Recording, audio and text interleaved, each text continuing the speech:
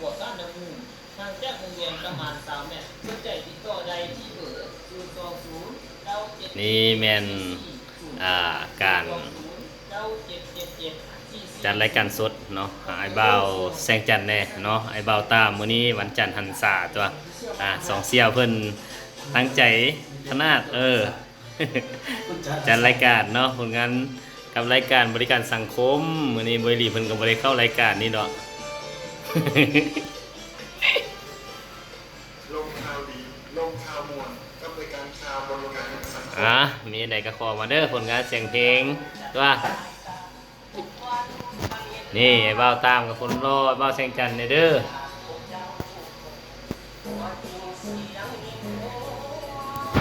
ฟังเสียงหวานๆเพิ่นแน่สองมันนะนี่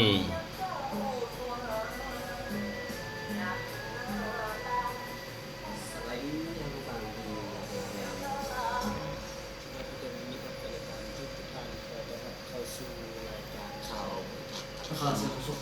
วันนี้อาจจะบ่มีข่าวแต่ว่าไอ้บ่าวสนใจครับเบาโรงเรียนบัวทองได้มาหน้าที่ดำเนินรายการเป็นงานทำ เจ้าสำหรับมือบอลเซอร์เป็นมาพบกันก็เป็นตอนเช้ามือวันจันทร์เราจะมาเป็นการงาน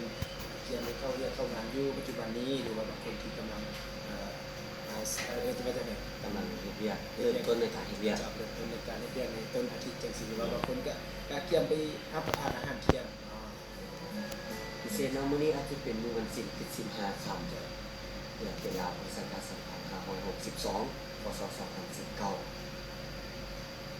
จะสมามีนักรายการท่านใดอยากจะฟังผลงานเพลงหรือว่าแนะนำผลงานเพลงใดก็สามารถแนะนำเข้ามาให้ที่หมายเลขโทรศัพท์030 97456หรือว่าผู้ฟังท่านใดทางท่านใดอยากจะโฆษณาประชาสัมพันธ์ผ่านทางวิทยุกระจายเสียงเป็นจัดเต็ม1.1 นี้สามารถโทรมาหาพวกเราได้023 400 116ได้ในเมืองบริการเด้อ หรือว่าท่านใดที่ว่ามีข่าวอาจจะเป็นผู้ที่ฟังเกี่ยวกับเมืองต่างๆนะครับเวลาว่าจะ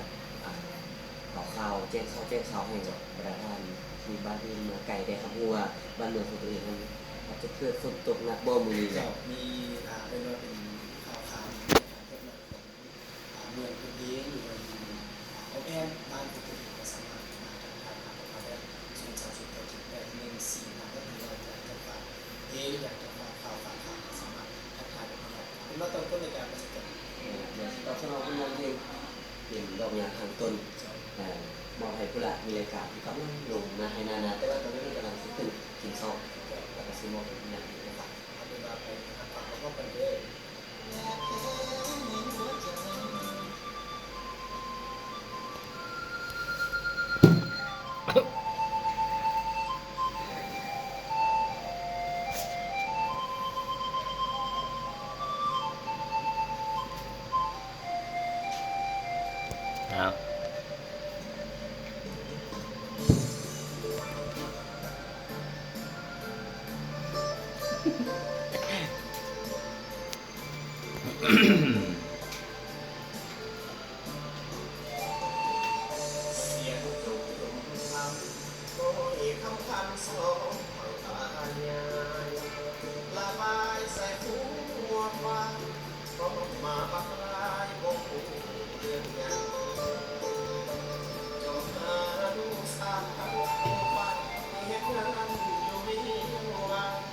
จบเพียงเท่านี้